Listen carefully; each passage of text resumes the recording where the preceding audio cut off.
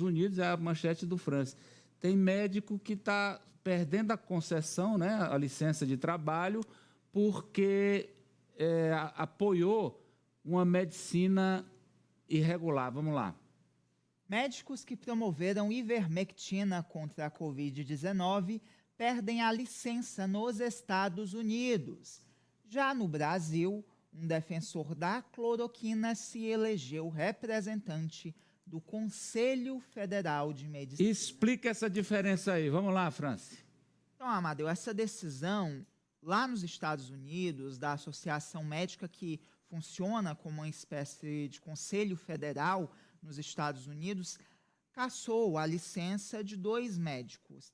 Os nomes deles são o Pierre Kory e o Paul Ellis. Eles dois, Amadeu, fundaram a associação que defendia o uso da ivermectina como tratamento da Covid-19 e hoje essa associação ela divulga suplementos para tratar, entre aspas, efeitos colaterais da vacina contra a Covid-19. Um desses médicos, inclusive, escreveu um livro defendendo o uso da ivermectina, dizendo que era um medicamento que poderia ter salvo milhões de vidas no mundo caso fosse utilizado plenamente durante a pandemia da Covid-19. Então, esses dois tiveram um registro médico cassado nos Estados Unidos e, em nota, eles disseram que essa decisão da Associação Médica, Amadeu, é uma afronta à liberdade de expressão.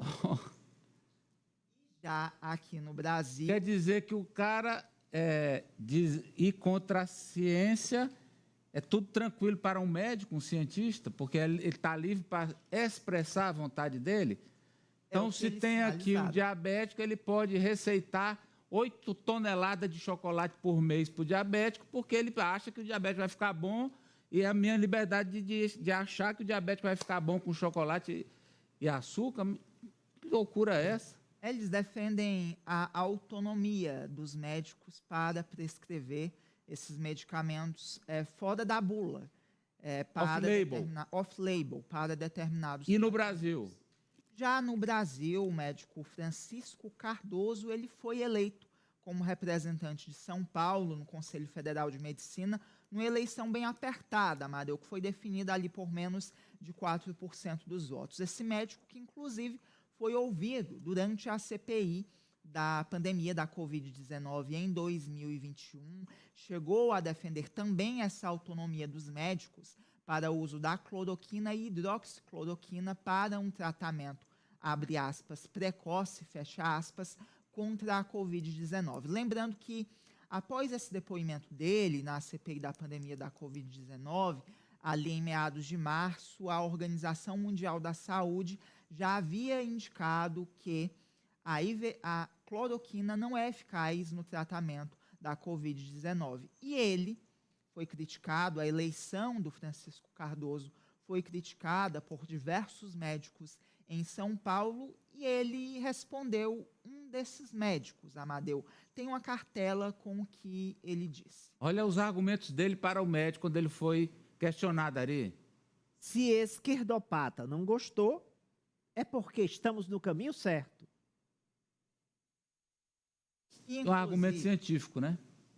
Não é. E, inclusive, Amadeu, há denúncias de médicos, inclusive, publicaram nas redes sociais de disparos de mensagens sinalizando que essa chapa, que foi encabeçada por ele, foi a chapa que não fez o L na eleição passada, que as demais chapas eram chapas esquerdopatas. Então, uma médica publicou isso nas redes sociais, também denunciando esse disparo de mensagens, mas, infelizmente, é tudo menos ciência, né, Amadeu? Esse argumento é um exemplo. É incrível como a intoxicação ideológica num cientista. Esse é o caso.